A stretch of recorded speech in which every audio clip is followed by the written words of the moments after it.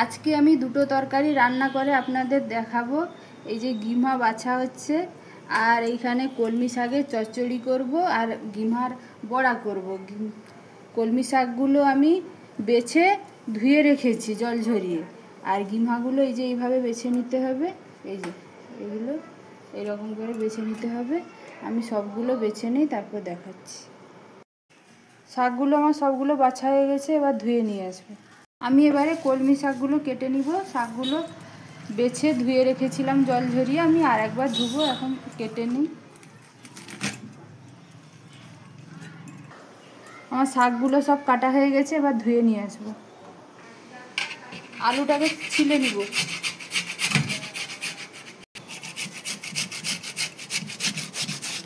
এই যে আমার ছিলা হয়ে গেছে, এটা দিব না আর, এইগুলোই লাগবে।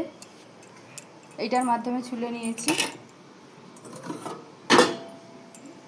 এটা 3 বার জল করে ভালো করে ধুয়ে নিয়েছি। এগুলো অনেক নোংরা থাকে, আর যতটা পরিমাণ গিমা ততটা পরিমাণ কিন্তু আলুগুলো নিতে হবে। পেঁয়াজ আর রসুন বাটা, কাঁচা লঙ্কা, নুন, হলুদ গুঁড়ো, বেসন,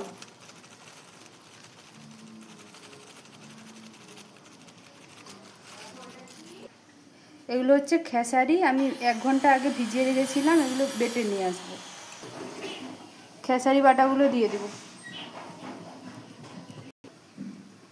চালের বাটা দিয়ে দিব।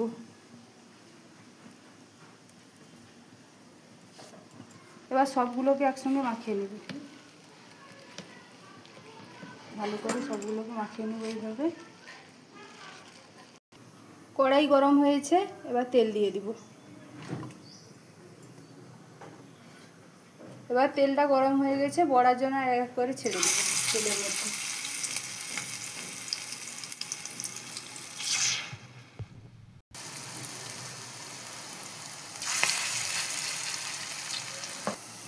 এক পিঠ হয়ে গেছে, আর এক পিঠ উল্টে দেব এক এক করে।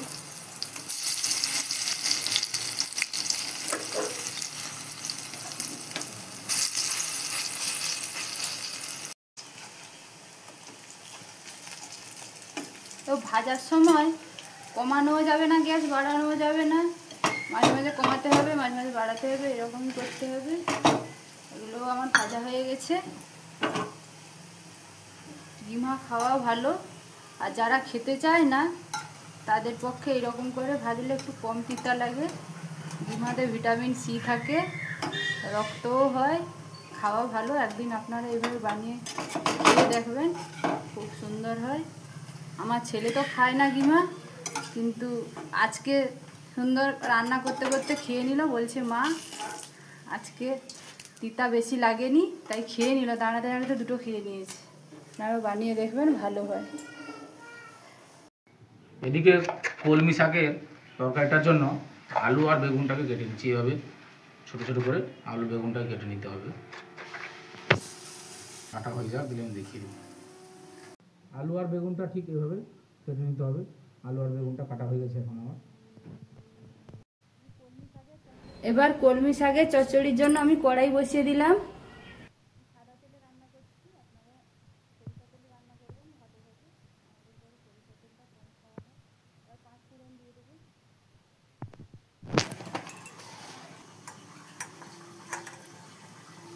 কাঁচা লঙ্কা দিয়ে দেবো।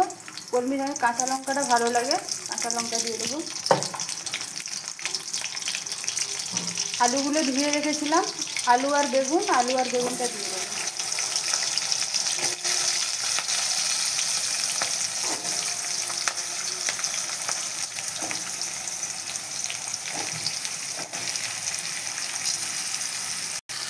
নুন আর হলুদ দিয়ে দেবো।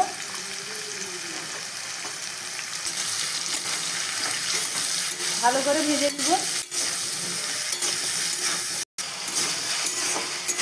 আলু বেগুনগুলো ভাজা হচ্ছে, এবারে পেঁয়াজ দিয়ে দেবো। পেঁয়াজগুলো বেশি ভাজবো না আমি। এবারে আমি কেটে রাখা শাকগুলো দিয়ে দেব।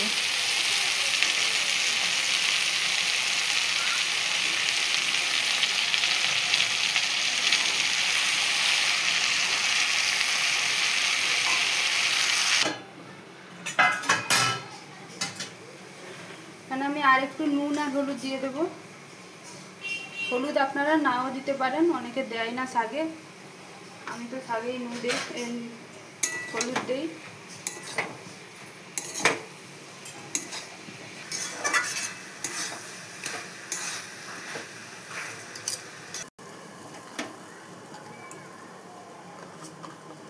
শুকনো লঙ্কা দিয়ে দিলাম, জিরে,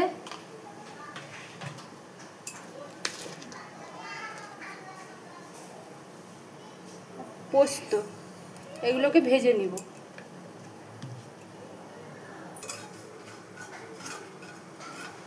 শুকনো কড়াইতে এগুলো ভালো করে ভেজে নিব। ভাজা হয়ে গেছে, মিক্সিতে ঢেলে নিলাম, এগুলো গুঁড়া করে নিয়ে আসবো। তেল দিয়ে দিলাম, বড়ি ভেজে নিব।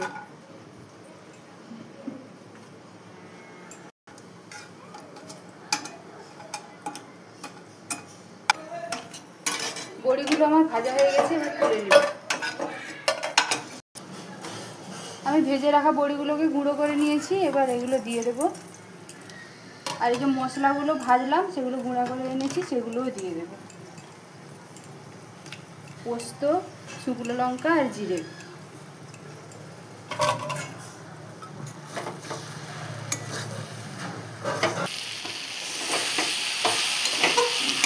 আমি অল্প একটু স্বাদের জন্য চিনি দিয়ে দিলাম, ভালো করে নেড়ে নেব।